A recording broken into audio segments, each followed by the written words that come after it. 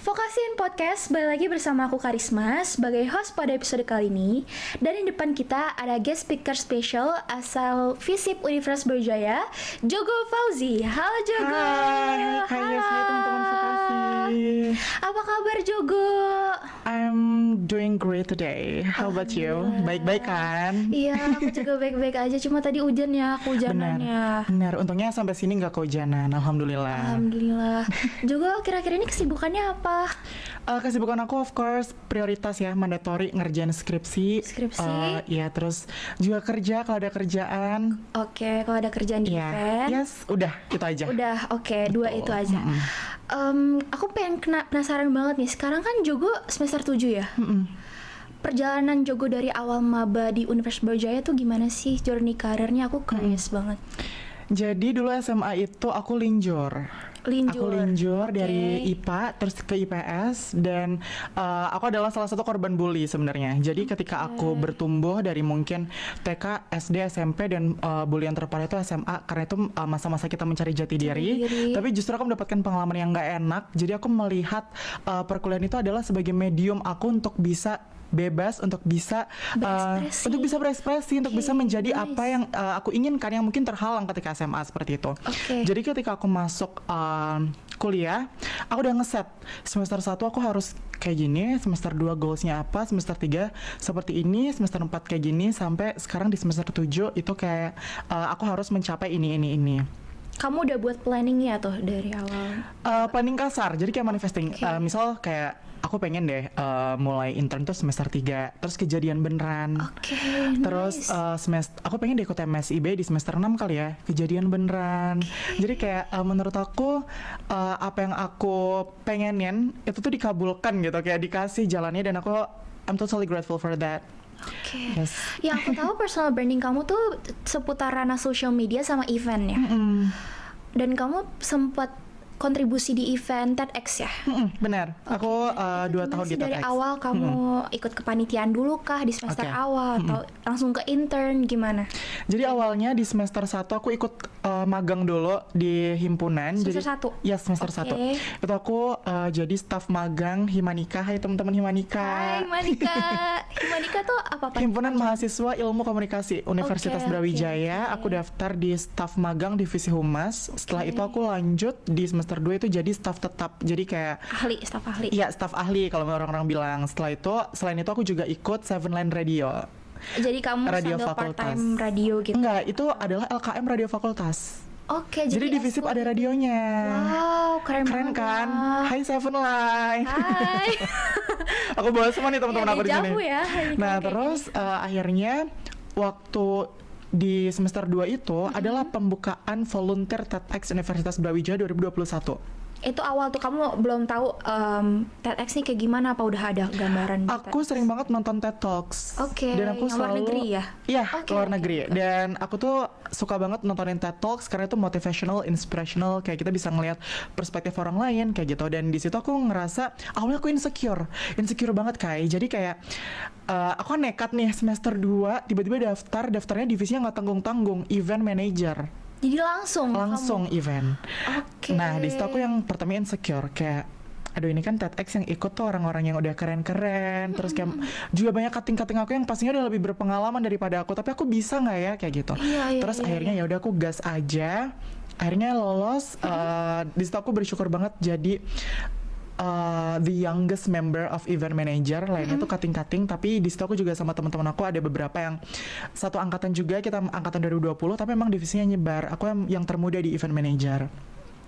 Abis itu lanjut semester 3 itu aku lanjut jadi lanjut di Seven Line pokoknya sampai semester. Jadi radio kamu terusin? Iya, radio sudah selesai nih? Yes, radio aku terusin. Himanika juga aku terusin. Pokoknya itu kan 1 tahun ya. Jadi satu periode itu 2 semester. Abis itu semester 4 di semester 3 itu aku mulai intern. Awal intern pertama itu adalah ke semester 3, semester 4 ternyata. Sama banget semester 4. Tapi aku udah nyoba-nyoba tuh dari semester 3, tapi yang belum jalannya kali ya. Maksudnya kayak dulu masih banyak banget. 1 tahun tiba-tiba 3 organisasi kan rada-rada pusing ya. Iya, udah kelayangan banget. Benar. Terus habis itu aku semester 4 nyoba. Awalnya itu aku intern di Made for Makeup.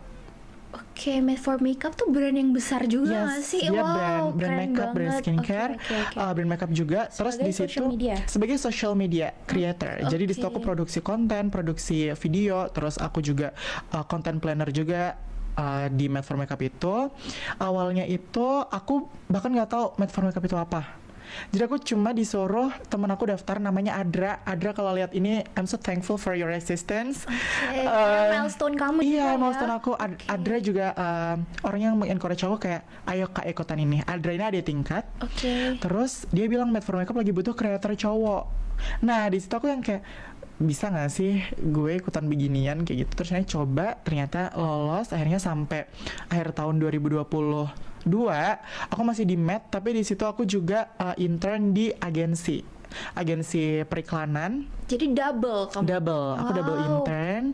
Terus agensi periklanan juga aku dapatnya dari cutting aku yang dulu satu project di TED. Oke, jadi karena tahu nih kinerja kamu mungkin di TED mungkin gitu ya. Dapat recommendation. Yes, mungkin seperti itu. Terusnya aku ditawarin di situ. Kelar semua intern di bulan Juli Agustus sudah kelar. Aku intern di Med sama di di agensi ini. Namanya Adara Digital Promosindo. Kak Sabita, thank you so much. Udah. Kak Sabita. Makasih banyak. Aku nggak bisa ngelupain orang-orang yang berjasa buat sama perjalanan aku. Terus habis itu di semester 5 tuh kapan ya? Semester 5 tuh aku lanjut lagi TED. Oke, jadi ini dari agency sama Med udah selesai. Oke. Terus aku lanjut radio udah selesai ya? Radio belum. Jadi semester 5 itu adalah masa-masa stres aku banget. Kenapa? Bukan stres sih, tapi kayak banyak banget gitu kerjaannya. Oke. Jadi itu kan TED itu baru kelar November. Iya. November. Tapi intern aku baru kelar Juli Agustus. Jadi mulai dari Januari sampai Agustus tuh running 2 intern, terus 7 line, terus TED. Jadi ada 4 kegiatan. Belum kalau misalnya aku tiba-tiba disuruh jadi MC moderator. Iya, samping-sampingan gitu ya. Betul. Jadi kayak ya itu berat padet, ya, pasti padet berat, ya. berat. Tapi aku seneng banget enjoy karena di SMA karena aku dibully tadi aku nggak pernah dapat kesempatan itu semua. Oke, waduh, itu sedih sih ngelihatnya.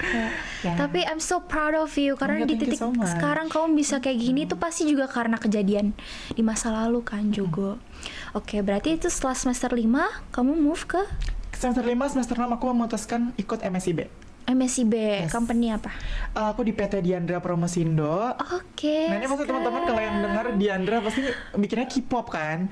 Pasti mikirnya K-pop. Karena itu megang some of K-pop concerts. Tapi di sini divisi aku Diandra itu juga megang beberapa acara in-house dan ex-house. Baik dari kementerian ataupun event-event Diandra sendiri. Oke, awalnya intern tuh di Diandra. Oke, terus nyaman dengan lingkup kerjanya, workflow-nya? Bisa dibilang nyaman karena mungkin dari kuliah aku pun juga mulai banyak di event ya. Jadi pas di Diandra tuh gak terlalu kaget sebenarnya. Jadi ini udah ranah gue nih gitu ya. Oke, terus buat yang nonton nih Jogo, yang mungkin mereka pengen berkarir sama passionnya kayak kamu, tapi mereka bingung ini aku harus mulai dari mana? Ada saran gak sih? Harus start dari mana dulu? Yang mungkin mereka masih maba nih yang nonton, atau yang mungkin masih semester awal. Kalau menurut aku, kadang yang menghambat diri kita itu diri kita sendiri. Kadang ini bukan hustle culture ya sebenarnya. Bukan ya, tapi istilahnya gitu ya zaman sekarang. Tapi kadang itu yang menghambat diri kita itu kita sendiri karena mungkin ada satu faktor malas, faktor keburu insecure duluan, faktor nggak pede, terus juga melihat orang lain di atas diri kita sendiri. Padahal sebenarnya tuh kita punya banyak banget potensi yang bisa kita unlock, tapi karena terhalang kita melihat orang lain, menjadikan orang itu standar kita nggak bisa sepenuhnya buat menguasai diri kita sendiri. Jadi udah keburu blind duluan ya dengan hal-hal negatif itu gitu ya. Dan itu yang menghambat kita loh secara nggak langsung, sadar nggak? Bener banget. Aduh, aku juga ketampar sih guys, BTW.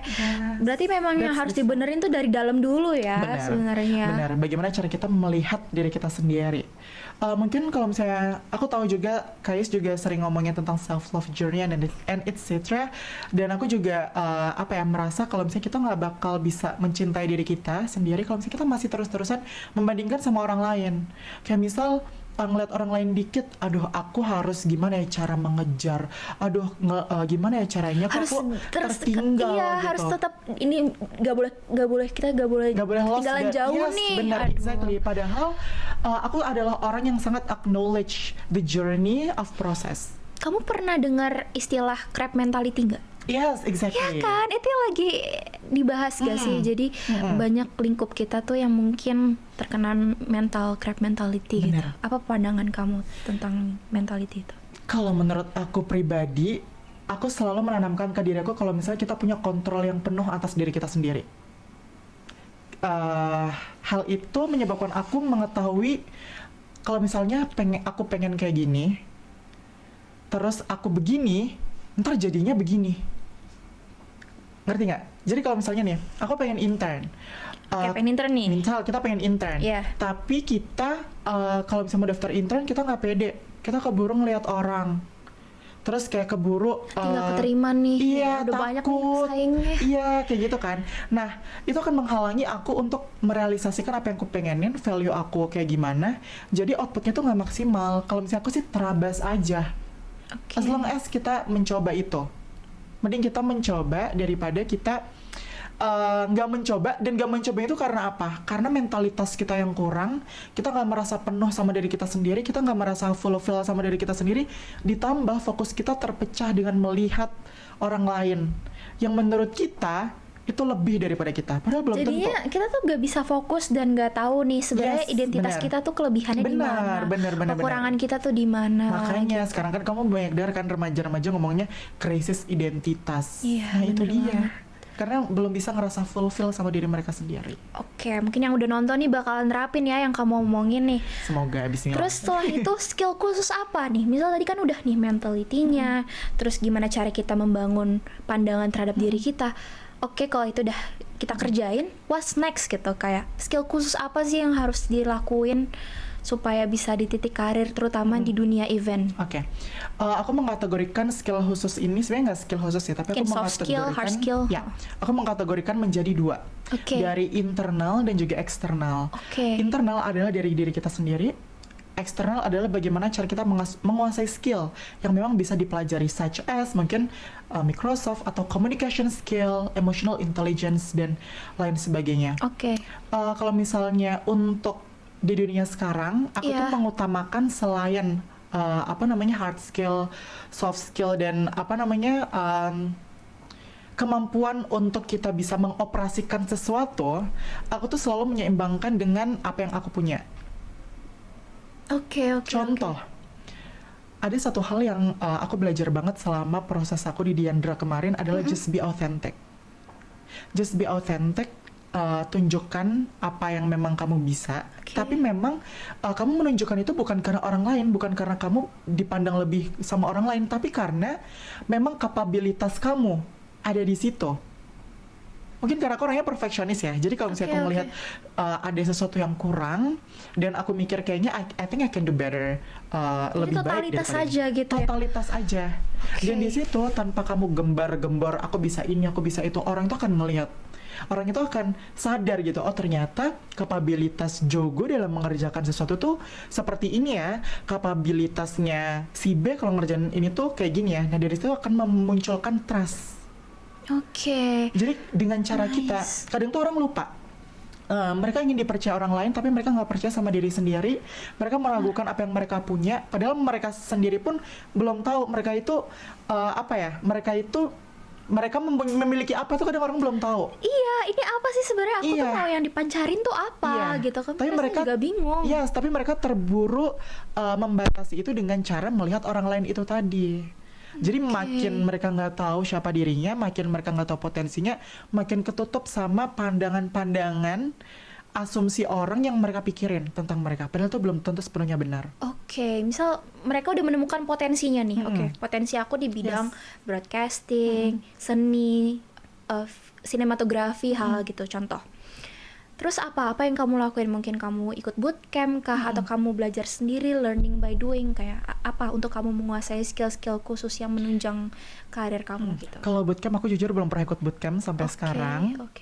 Jadi untuk menuju dunia karir itu aku memang totalitas dari dulu sebenarnya. Di organisasi aku mengikuti ini, aku harus total di sini, aku nggak mau setengah-setengah, karena aku tahu kalau misalnya aku punya value ini, aku punya mimpi ini, tapi aku patah di tengah, terus aku nggak berusaha untuk memperbaiki itu, aku nggak akan bisa kerealisasi apa yang aku inginkan. Jadi gimana cara kita melihat diri kita sendiri, apa yang kita inginkan, dan itu akan ngeset jalan kita. Kita harus kayak gini loh, kita kayak begini loh, kayak gitu. Dan itu nggak bisa instan. Oke, jadi jatuhnya juga ada learning by doing-nya ya? Yes, exactly. Oke.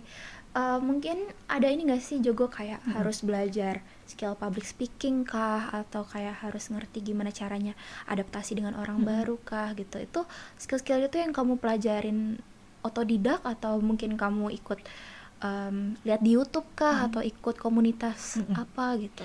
Kalau misalnya untuk soft skill dari diri aku sendiri, jujur aku belajarnya dari pengalaman sebenarnya. Karena contoh misalnya yang tadi kamu bilang, bagaimana cara kita berkomunikasi sama orang, mungkin aku bisa sampai di titik ini, itu juga shout out to my parents. Jadi dari kecil aku tuh udah diikutin lomba yang harus tampil di depan umum. Storytelling, speech, pidato, itu dari kecil. Dari kecil kamu dari dipaksa kecil. untuk cebur Bukan nih dipaksa, gitu, atau tapi gimana? aku dilatih. Oke, nice. Karena aku memang mau. Oh, kamu mau? Kamu Jadi passion di situ? aku tuh suka nampil sebenarnya. Aku suka nampil, dan mungkin orang tua aku melihat potensi itu, jadi diarahkan sedemikian rupa untuk begini.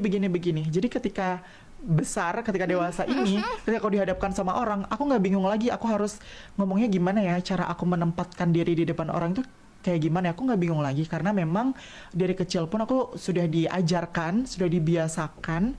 Jadi semakin dewasa aku semakin tahu gimana cara berkomunikasi dengan orang, gimana caranya berkomunikasi dengan orang yang memiliki karakteristik berbeda, dan itu sangat berpengaruh di dunia kerja. Karena di Diandra pun aku harus menghadapi klien-klien yang berbeda.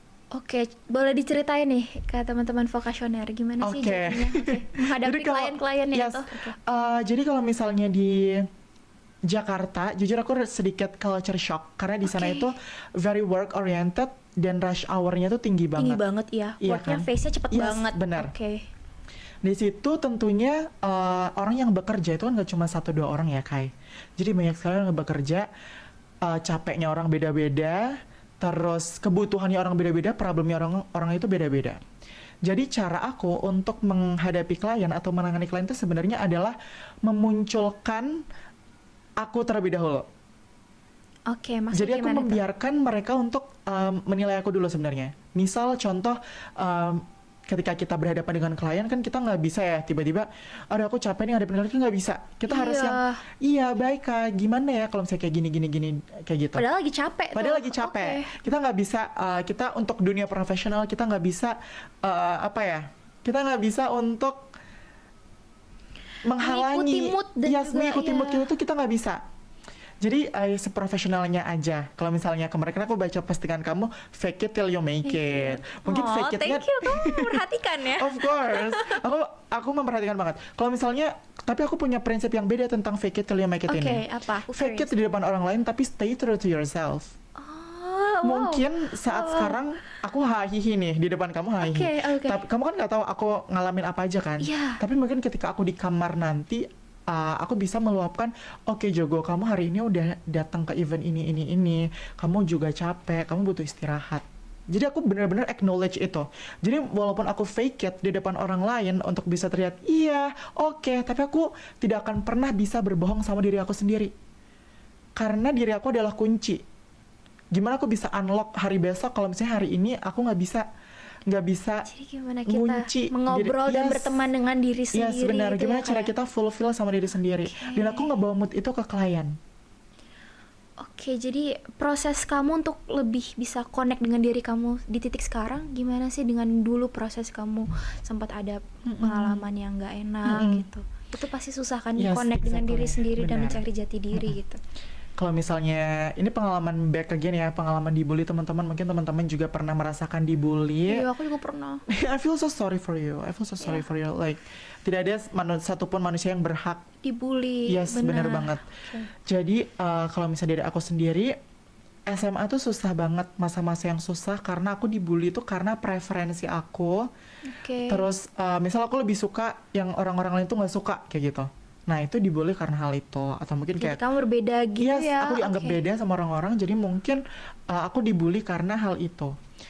Tapi titik balik aku itu adalah ketika UTBK. Kenapa? Jadi itu stres double kan, stres UTBK, terus aku linjur, jadi aku nggak bisa SNM kan. Aku UTBK belajar, terus dibully itu dulu tuh mindset aku adalah aku harus prove them wrong. Jadi kamu berusaha untuk membuktikan ke orang-orang lain, validasi orang lain gitu. Tapi semakin kesini aku belajar that my worth doesn't come from external validations. Itu susah banget kan? Susah banget. Sebenarnya susah-susah iya.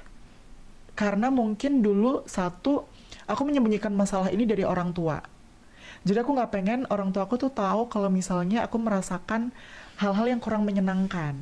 Karena selama ini orang tua aku tuh tahu Jogo adalah anak yang berprestasi, Jogo adalah orang yang punya banyak teman, Jogo lomba selalu juara 1, selalu begini. Tapi ketika aku dihadapkan sama sesuatu yang gak menyenangkan, aku nggak ngomong ke orang tua. Jadi mereka taunya tuh aku fan-fan aja. Sampai akhirnya pas UTBK itu, orang tua aku tuh tahu aku tuh benar-benar yang very perfectionist banget. Terus aku juga istilahnya itu lumayan keras sama diri aku sendiri. Jadi orang tua aku tuh yang kayak bilang kalau misalnya nggak apa-apa gitu, nggak apa-apa satu-satu. Baru di situ aku cerita yang sebenarnya. Dan di situ aku menemukan support orang tua dan support aku terhadap cara aku melihat diri aku sendiri. Bagaimana aku akhirnya mindset aku yang prove them wrong tadi, itu cukup aku aja yang membuktikan kepada diri aku sendiri. Jadi kamu ganti nih targetnya tuh ke diri kamu. Target aku ke diri aku sendiri. Di situ aku merasa bisa fulfill sama diri sendiri. Terus aku juga bisa acknowledge all the potentials that I have. Dan aku merasa kalau misalnya my worth doesn't come from external validation. Jadi aku nggak perlu merasa cukup. Kalau misalnya sampai goosebumps, keren banget. Aku nggak perlu pujian orang lain buat aku merasa cukup, karena aku tahu seberapa jauh aku bisa sampai di titik ini, seberapa banyak hal-hal yang udah aku lalui buat sampai di titik ini. Dan dengan kamu nerapin mindset kayak gitu, otomatis kamu juga jadi cuek kan orang gimana sih caranya biar cuek nih dari opini orang. Kalau kamu kayak gitu pasti auto juga jadi cuek karena targetnya kamu ubah ya kan. Targetnya adalah diri aku sendiri. Nice banget Jogo. Thank you Jogo. Ada yang pengen kamu sampaikan gak sih buat yang nonton nih yang mungkin masih bingung dengan mencari jati dirinya, yang masih harus explore kesana sini, masih bingung nih mau kemana. Ada yang pengen kamu sampaikan gak sih buat yang nonton? Satu hal yang mungkin aku sering banget omongin di social media aku adalah reclaim your power. Karena sebagai manusia kita seringkali terbatas karena adanya stereotype, karena adanya standar bagaimana manusia itu harus berperilaku, about the perfect idea of human being. Dan itu secara nggak langsung menekan kita untuk mengikuti standar dan norma masyarakat. Tapi di sini aku pengen bilang ke teman-teman semua, kalau misalnya kita tidak akan pernah merasa cukup sebagai manusia kalau misalnya kita terus membandingkan diri dengan orang lain, kita berusaha untuk mengikuti apa yang orang lain mau, kita membiarkan orang lain itu mengambil hak-hak diri kita untuk menjadi diri kita sendiri, dan itu sebenarnya menghambat diri kita. Jadi aku jadi selama ini aku tuh belajar untuk reclaim your power. Ayo ambil kekuatan kalian yang selama ini orang lain itu renggut, yang selama ini tuh orang itu take away from you, dan membuat kalian itu tidak menjadi diri kalian sendiri sehingga membatasi semua potensi yang kalian punya. Just reclaim your power. Just being you and you'll be unstoppable. That's it. Keren banget. Thank you. Soalnya dengan kamu ngomong kayak gitu juga kamu ngomong dengan diri kamu kan? Yes, exactly. Keren banget. Aku benar-benar berharap kamu datang lagi ke Vokasian Podcast ya. Mungkin nanti hostnya berbeda dengan mungkin the new Jogo yang lebih baik, dengan karirnya yang lebih bagus lagi. Amin ya Allah. Thank you so much ya Jogo udah datang ke Vokasi. Oke. Terima kasih semuanya yang udah nonton. Jangan lupa like, comment, dan subscribe. Dadah, sampai jumpa. See you, teman-teman. Thank you Jogo. Thank you for having me today. Dah.